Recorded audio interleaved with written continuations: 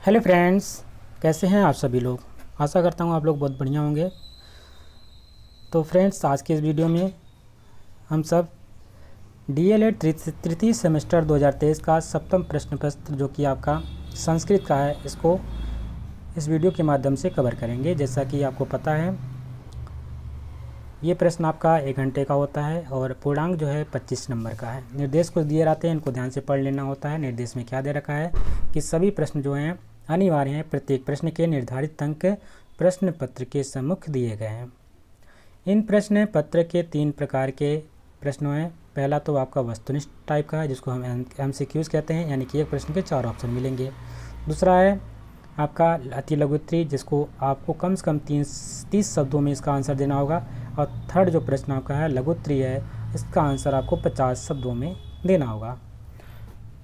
तो अगर हम बात करते हैं वस्तुनिष्ठ प्रश्नों की, तो इस प्रकार से आपके प्रश्न पूछे गए हैं। पहला प्रश्न है कि स्वरों की, प्रश्न नंबर 1 में पूछा रहा है, स्वरों के उच्चारित करने में जो समय लगता है उनके आधार पर स्वर कितने प्रकार के होते हैं। तो यहाँ पे पूछा गया संस्कृत में स्वर कितने प्रकार के होते हैं और उच्चारण में जो समय लगता है समय के अनुसार आपको बताना है। तो पहला ऑप्शन है 2 प्रकार का, दूसरा ऑप्शन है 3 प्रकार का, तीसरा ऑप्शन है 4 प्रकार का और चौथा ऑप्शन है 5 प्रकार का। तो इसका राइट आंसर हो जाएगा ऑप्शन नंबर सेकंड, बिल्कुल सही है। 3 प्रकार के स्वर होते हैं। अगला प्रश्न है ज वर्ण का उच्चारण स्थान है। तो ज वर्ण हम किस जगह पे बोलते हैं, जैसे कि आपको पता है बोलने का स्थान होता है के कंठ, तालव्य, मूर्धन्य, दंत, ओष्ठ, ये सब आपके नासिक है, मूर्धन्य है। कई चीज़ अपने कंठोस्थ कई जगह से आप बोल सकते हैं। ये अलग अलग उच्चारण स्थान होते हैं आपके जीवा के अंदर, आपके मुंह के अंदर, आपके गले के अंदर। कभी कभी आपको बोलने में उष्मा, आपके हृदय से उष्मा निकलती है, तो उसको उष्ण व्यंजन भी कहते हैं। उसी प्रकार से पूछा जा रहा है कि ज वर्ण का उच्चारण स्थान है।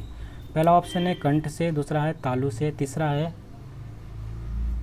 ओष्ठ से, चौथा है मूर्धा से। तो इसका राइट आंसर हो जाएगा ऑप्शन नंबर सेकंड, बिल्कुल सही है, तालु से। हम कहाँ से बोलते हैं इसका, तालु से। अगर याद करना है, हिंदी की बात करते हैं तो KTM 2 आप इससे याद कर सकते हैं, KTM DO, यानी के मतलब कंठ हो जाता है, टी का मतलब तालु हो जाता है, यम से आपका मूर्धन्य हो जाता है, दी से दंतोष्ठ हो जाएगा और ओ से ओष्ठ हो जाएगा। ठीक है, यानी कि ओठों से आप बोलेंगे।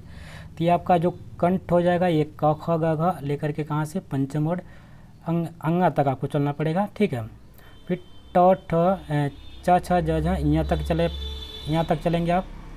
फिर उसके बाद इसमें आएगा मूर्धन में ट से स्टार्ट होगा, यानी क से आपको ज्ञान तक आपको देख लेना है। इस प्रकार से जो 5 वर्ड क से यहाँ से लेकर के यहाँ तक सब के आपको सामने दे रखे हैं। क वर्ग देखना है, च वर्ग, त वर्ग, प वर्ग, इस प्रकार से सभी वर्ग को देख करके इस ट्रिक से आप उसको ध्यान से याद कर सकते हैं। तो फिलहाल ये प्रश्न आपका है जो ज वर्ड का उच्चारण स्थान होता है तालु से होता है। प्रश्न नंबर 3 है पावकः में संधि है। पावकः में कौन सी संधि है, अयादि संधि है, अनुस्वार है, वृद्धि संधि है या यण संधि है। तो जैसे कि आप देख पा रहे होंगे पावक की बात करते हैं, इसका संधि विच्छेद होगा हमारा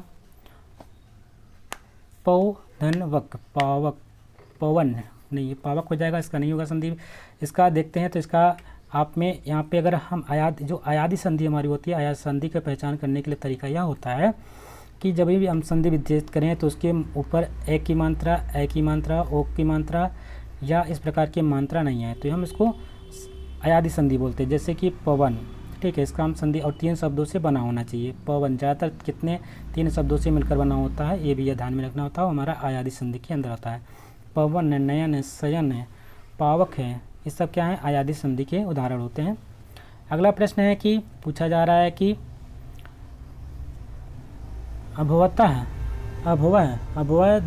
धातु रूप में पुरुष एवं वचन है।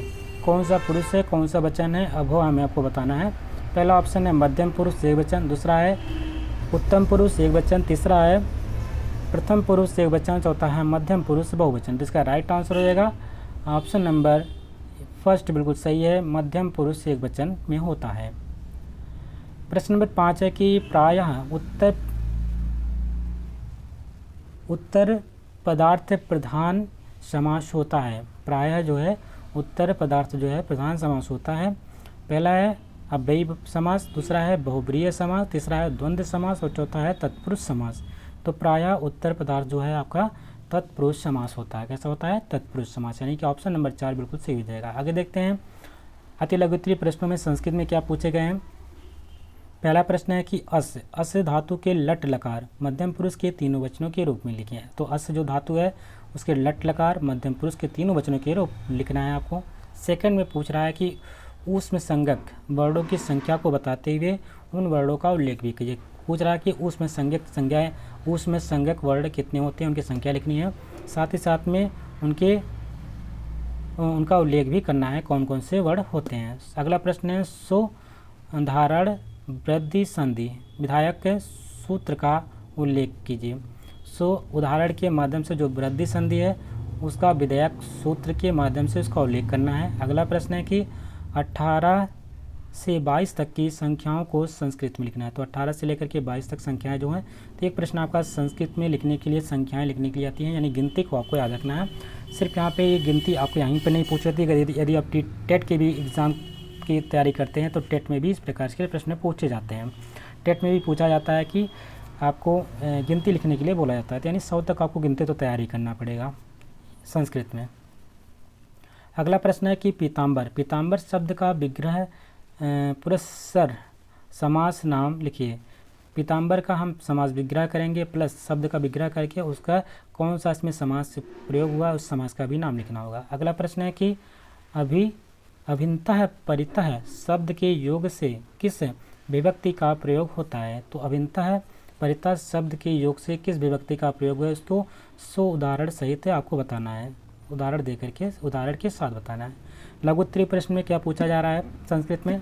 तो संस्कृत में अगर बात करते हैं तो 12वां प्रश्न कह रहा है कि प्रत्याहार किसे कहते हैं।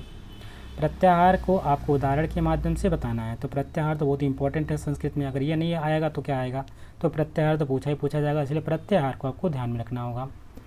अगला है पट धातु का लट लकार के सभी पुरुषों व सभी वचनों के रूप लिखिए। जो पट धातु है, पट धातु के लट लकार की बात करते हैं, सभी पुरुषों व सभी वचनों के रूप यहाँ पे लिखने हैं। प्रश्न नंबर नेक्स्ट है अधोलिखित शब्दों के नाम संस्कृत में लिखिए।